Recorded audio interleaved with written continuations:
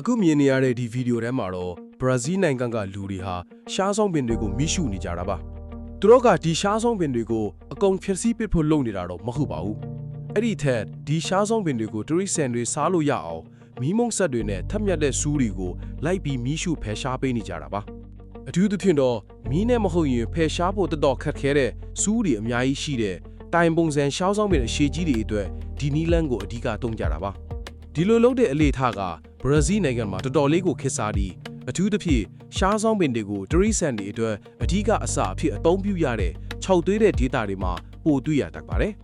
တရိစံထင်းကျောက်တို့တွေဟာကွင်းပြင်တွေမှာရှားဆောင်ပင်တွေကိုအများအပြားစိုက်ပျိုးထားကြပြီးတခါတလေဆိုရင်ယူယူတရိစံရဲ့အစာဂရီထပ်တောင်ပိုပြီးစိုက်ထားကြပါတယ်ဒီရှားဆောင်ပင်တွေကိုအတုံးလေးတွေတုံးပြီးတရိစံတွေကိုတိုက်ရိုက်ကျွေးလို့ရတယ်လို့မြေပြင်ပေါ်မှာဒီတိုင်းပစ်ထားပြီးရင်လေသူတို့ဘာသာသူတို့လာစားကြပါတယ်ပိုပြီးနှုတ်ဖက်တဲ့ရှားဆောင်အဖတ်အပြားလေးတွေဆိုရင်တော့စူးတွေကိုအကုန်ချစ်ထုတ်ပြီးတက်သီးစားတယ်လို့မျိုးစားလို့ရပါတယ်ပြီးတော့အပေါ်ဖျားမှာရှိတဲ့အသီးတွေကလည်းစားလို့ရပါတယ်ငကမောင်တီးနဲ့ဆင်တူတဲ့အရာတာမျိုးရှိပါတယ်